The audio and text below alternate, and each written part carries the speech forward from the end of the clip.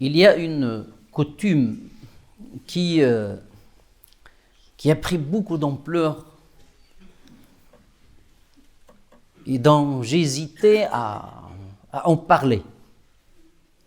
Mais quand j'ai vu qu'il y a un attachement tel que cette coutume est considérée chez beaucoup comme un acte religieux, comme si c'était une obligation religieuse.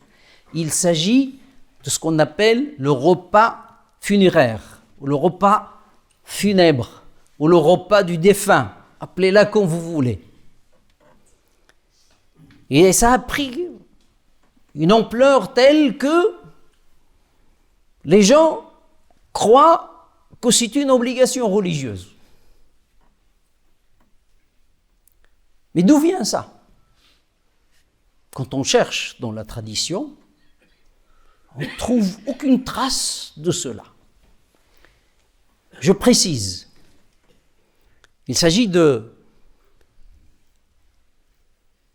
préparer un repas par la famille du défunt et appeler les gens à venir manger. Je parle de ça.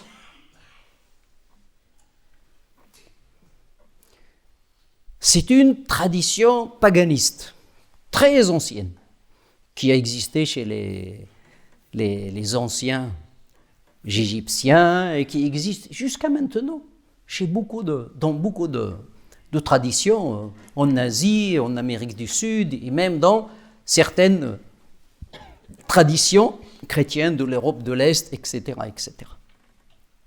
Mais ça n'a rien à voir avec la tradition islamique.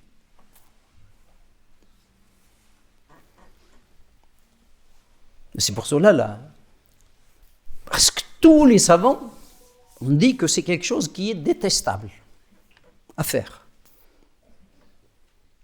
Parce qu'on a inversé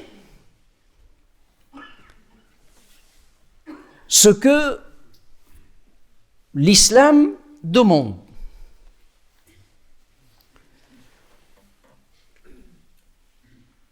Il peut même être quelque chose d'interdit.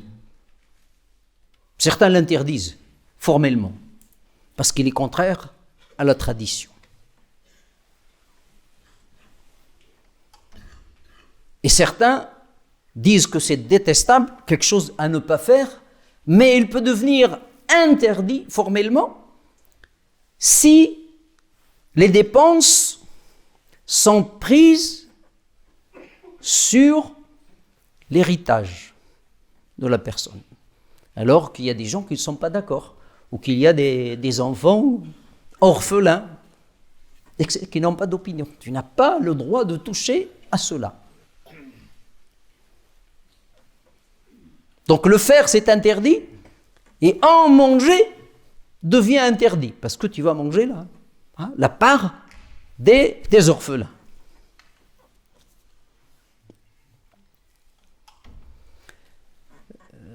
Dans certaines traditions, et ça malheureusement même dans notre communauté ça existe, ce qu'on appelle les 40 jours. Et il n'y a aucune tradition qui parle de cela. Mais pourtant, c'est quelque chose qui est religieusement accepté chez les gens. 40 jours. C'est comme ceux... Et ça, c'est lié à des traditions paganistes qui disent qu'après 40 jours, l'âme, elle revient à la maison. Donc on est en train de célébrer des choses qui n'ont rien à voir avec l'islam, mais qui sont plutôt des traditions qui sont paganistes pré-islamiques.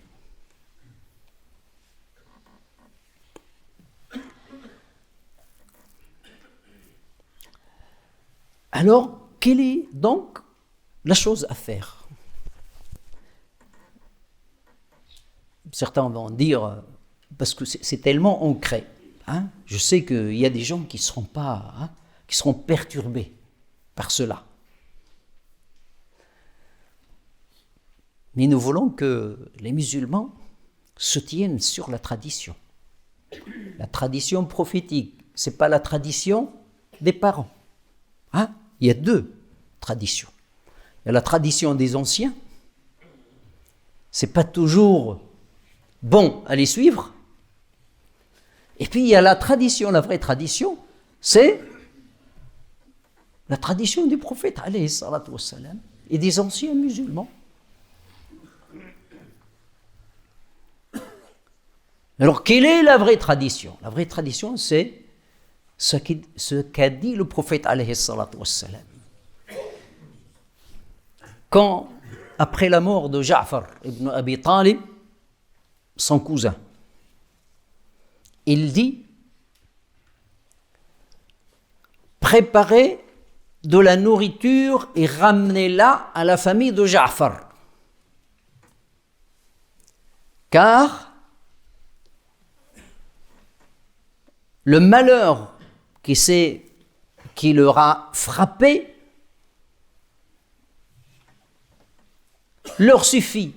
Ne leur rajoutez pas autre chose. C'est-à-dire qu'ils sont dans le deuil. Quelqu'un qui est dans le deuil, est-ce que vous croyez qu'il a la tête à aller commander ici ou faire des invitations par-ci? C'est pas le moment. Il veut faire son deuil. Il a besoin de tranquillité. Il a besoin d'être réconforté. Alors que les gens, ils attendent. C'est quand qu'il va faire le dîner pour son père ou pour sa mère, etc. Et beaucoup de gens font ça par peur de ce que vont dire les autres. S'ils ne le font pas, ils vont dire: t'as aucun respect pour ta mère, t'as aucun respect pour ton père, de lui faire. Mais ils veulent venir manger. Ça n'a aucun sens. Donc le prophète sallallahu alayhi wa sallam incite les musulmans les proches, les voisins, à s'occuper de la nourriture et la ramener à la maison du défunt pour faire manger la famille, leur famille. Parce que quand on perd quelqu'un, on n'a plus ni l'appétit, ni le goût de cuisiner, ni rien du tout. En ce moment-là qui est difficile, il faut les décharger d'autre chose. Les gens qui sont en deuil, ils ne cuisinent même pas pour eux. Comment veux-tu qu'ils cuisinent pour inviter d'autres personnes? Et l'invitation, ça se fait pour les bonnes occasions. Ça fait pour le mariage et pour... ce n'est pas pour les moments de douleur. Ce n'est plus un deuil ici. Voilà la tradition du prophète alayhi salatu wassalam. Et ça existe. C'est la vraie tradition, mais qui a été complètement transformée.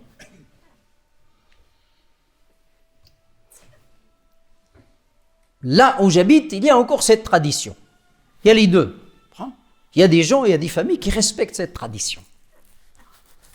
Et dès qu'il y a un mort, tous nos voisins, quand j'ai perdu mes parents, c'est les voisins qui ont tout fait.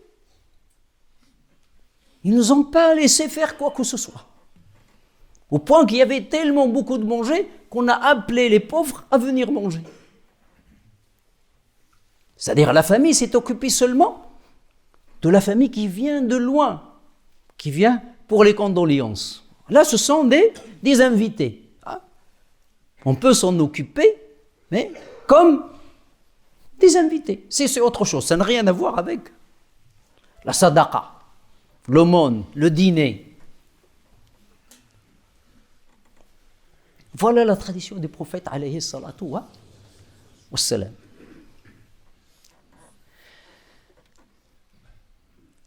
Il y a même un compagnon qui dit dans un hadith, Jarir ibn Abdullah al-Bajali, il dit dans un hadith qui est rapporté par l'imam Ahmad, il dit كنا نعد صنع الطعام من أهل الميت للناس ودعوة الناس إليه min al-niyaha. Il dit que c'est un compagnon. Il dit que à l'époque du prophète alayhi salatu wassalam et des compagnons, on considérait que le fait que la famille du défunt prépare du manger et invite les gens à venir manger fait partie des lamentations qui sont interdites. Des lamentations. Niyaha. Vous savez qu'est-ce que c'est que les lamentations? C'est cette tradition qui fait que lorsqu'il y a un défunt, les femmes se rassemblent et commencent à se lamenter. Et à déplorer la mort et dire des choses sur le défunt, etc., etc. Cette fois, c'est pour cette famille, la prochaine fois, c'est pour l'autre famille, et ainsi de suite. Il dit que ce repas, quand il est fait de cette manière-là, on considérait que c'était pareil, de lamentation. C'est comme si tu appelles les gens à venir se lamenter avec toi. Voilà la sunna du prophète, alayhi salatu wassalam. Mais certains considèrent, ou certaines personnes, quelquefois, quand ils ont un drame comme ça, ils veulent que c'est la mosquée qui s'en occupe. Ce n'est pas le rôle de la mosquée. Ce n'est pas le rôle de la mosquée. C'est-à-dire, si la mosquée aujourd'hui commence à contribuer à favoriser ces innovations, ces bid'a, on n'est plus de mosquée. Non, on veut rétablir la sunna du prophète sallallahu alayhi wa sallam. On veut éduquer les gens pour qu'ils soient dans la sunna, dans la bonne tradition. Ce n'est pas dans des traditions qui sont empruntées et qui sont peintes avec des choses, des doigts et des choses musulmanes, pour lui donner un statut. Non, n'a pas. La mosquée n'a pas à s'en occuper de ça. Donc ceux qui veulent faire une sadaqa, qu'ils la distribuent directement aux pauvres. Et le meilleur aujourd'hui, le meilleur de la sadaqa, parce que vous savez, la sadaqa, il n'y a pas une sadaqa qui est meilleure que d'autres. Ça dépend des circonstances et du moment. Vous voyez bien que le Coran, quand il parle, il dit premièrement la sadaqa, il est pour les pauvres, les nécessiteux, les endettés, etc. etc. D'accord? Il n'a pas cité seulement les gens qui ont faim, parce que chacun a ses besoins. La personne qui est endettée, elle n'a pas besoin de la nourriture, elle a besoin d'argent. Donc il faut que la sadaqa s'adapte à ça. Deuxième chose, vous voyez bien que le Coran, quand il cite l'expiation, il parle du jeûne, il parle de la nourriture, il parle de l'affranchissement d'une âme, il parle de vêtements. Il parle de vêtements. C'est qui va chercher aujourd'hui des gens qui n'ont rien à mettre et leur achètent des habits? Qui va chercher aujourd'hui les pauvres dont le besoin essentiel c'est de payer le loyer, payer les factures. Personne n'a faim aujourd'hui. Personne n'a faim. Celui qui peut manger un sandwich par jour, il n'a pas faim. C'est bon. Mais c'est ça le besoin. Et plus la sadaqa est conforme aux besoins, plus il est meilleur dans la récompense. Mais les gens, ils sont attachés à tram, couscous. Des débris partout. On salit partout. Mais ceux qui veulent s'inscrire dans la sunna, c'est ça. Tu cherches, si tu veux vraiment faire une sadaqa pour ton défunt, prends la somme que tu veux, distribue-le. Il y a beaucoup de pauvres, il y a beaucoup d'étudiants, il y a beaucoup de gens qui n'ont rien pour acheter un ticket ou pour mettre de l'essence dans son scooter. Il y a maintes choses. C'est ça le karam. Si vous voulez être vraiment généreux, c'est ça. C'est cette sadaqa, parce que la valeur de la sadaqa, il est en rapport avec la réalisation qu'il fait. D'accord ? La réalisation qu'il fait. Quand tu fais du manger, chacun va prendre une gorgée et c'est fini. Hein ? Mais quand tu vas donner à quelqu'un une somme conséquente, tu vas soulager une souffrance, une grande souffrance. Ça va lui permettre de rembourser une partie de dette, ça va lui permettre de payer une facture. C'est un grand soulagement. C'est cette sadaqa qui est conséquente dans la balance. Mais c'est pas à manger et chacun va prendre une part et après on n'en parle plus. Donc il faut sortir de cela. Ceux qui veulent écouter ça, c'est ça la tradition, et c'est plus facile pour tout le monde. Et ça épargne beaucoup de familles cette douleur qui se rajoute parce que les gens attendent à ce qu'ils fassent une cérémonie pour que les gens aillent manger. Au point que lorsque tu rentres quelquefois dans des cérémonies comme ça, moi j'y vais pas depuis longtemps. J'aime pas ça. Tu ne te dis pas que tu es dans une ambiance de deuil. Les gens, ils sont dans la rigolade, il y a les boissons, il y a les décors, il y a tout ça. On n'est plus dans le deuil. Mais on est en train de revivifier des traditions qui sont plutôt paganistes. نسأل الله تبارك وتعالى أن يجعلنا وإياكم ممن يستمعون القول فيتبعون أحسنه